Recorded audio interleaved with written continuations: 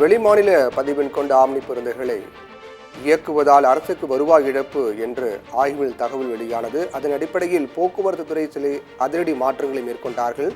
அந்த மாற்றங்களின் அடிப்படையில் விதிமீறி வெளிமாநில பதிவெண்களுடன் இயக்கினால் பேருந்து பறிமுதல் செய்யப்படும் என போக்குவரத்து துறை எச்சரிக்கை விடுத்திருந்தது.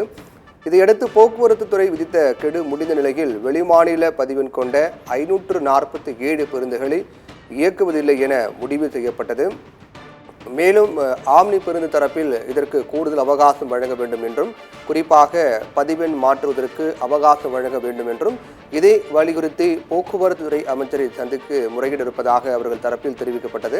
இதையடுத்து அவர்களுக்கு அந்த கால அவகாசம் வழங்கப்படுமா அல்லது வழங்கப்படாதா என்ற கேள்வி எழுந்தது. இந்நிலையில் ஏற்கனவே போக்குவரத்து துறை விதித்த அவகாசம் முடிந்த நிலையில் வெளிமாநில பதிவெண் கொண்டு இயக்கப்படக்கூடிய ஆம்னி பேருந்துகள் இனி இயங்காது என தெரிவிக்கப்பட்டிருக்கிறது. 2000 ஆம்னி பேருந்துகள் உள்ள நிலையில் 547 பேருந்துகள் இயக்கப்படாது என்று உரிமையாளர்கள் தெரிவித்திருக்கிறார்கள். வெளிமாநில பதிவெண் கொண்ட ஆம்னி பேருந்துகள் இயக்க மாட்டோம் என்று பேருந்து உரிமையாளர்கள் தெரிவித்திருக்கிறார்கள். முன்பதிவு செய்தவர்களுக்கு மாற்று ஏற்பாடு செய்து தரப்படும் என தெரிவிக்கப்பட்டிருக்கிறது. போக்குவரத்து துறை அறிவுறுத்தலின்படியே, அவர்கள் உத்தரவிட்டதன்படியே வெளிமாநில பதிவெண் கொண்ட ஆம்னி பேருந்துகளை மாற்ற வேண்டும் என்று உத்தரவிடப்பட்டது.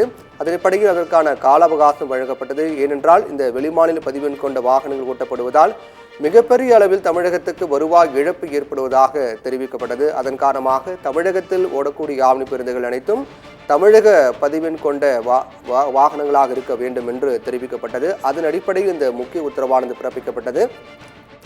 அந்த உத்தரவின் அடிப்படையில் வெளிமாநில பதிவெண் கொண்ட வாகனங்கள் உடனடியாக பதிவெண்ணை மாற்ற வேண்டும். அதற்கான கால அவகாசம் வழங்கப்பட்டது. அந்த அவகாசம் முடிந்த நிலையில் வெளிமாநில பதிவெண் கொண்ட வாகனங்கள் இனி இயக்கப்படாது என்று அந்தந்த பேருந்து உரிமையாளர்கள் தெரிவித்திருக்கிறார்கள்.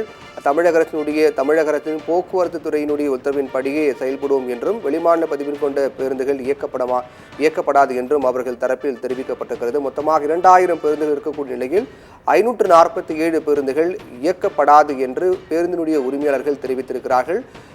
அதே சமயத்தில் இதற்கு முன்பாக தற்போது இந்த முடிவு எடுக்கப்பட்டாலும் கூட இதற்கு முன்பாக இந்த இயக்கப்படாது என அறிவிக்கப்பட்ட 500க்கும் மேற்பட்ட பேருந்துகளில் ஏற்கனவே டிக்கெட் முன்பதிவு செய்திருப்பவர்களுக்கு என்ன நிலை என்ற கேள்வி எழுந்தது. அவர்களுக்கு மாற்றாக ஏற்கனவே இந்த 547 பேருந்துகளில் முன்பதிவு செய்தவர்களுக்கு, அதில் பயணம் செய்ய முன்பதிவு செய்தவர்களுக்கு மாற்று ஏற்பாடு செய்து தரப்படும் என்று அந்த பேருந்தின் உரிமையாளர்கள் தெரிவித்திருக்கிறார்கள். எப்படி என்றால், பேருந்தில் டிக்கெட் முன்பதிவு செய்தவர்களுக்கு மாற்று ஏற்பாடு செய்து வேறு பேருந்தில் அவர்கள் பயணம் மேற்கொள்ள நடவடிக்கை எடுக்கப்படும் என்று ஆம்னி பேருந்து உரிமையாளர்கள் தெரிவித்திருக்கிறார்கள். இதன் மூலமாக போக்குவரத்துறை மேற்கொண்ட நடவடிக்கையின் பலனாக தற்போது வெளிமாநில பதிவெண் கொண்ட ஆம்னி பேருந்துகள் இனி இயக்கப்படாது என தெரிவிக்கப்பட்டிருக்கிறது.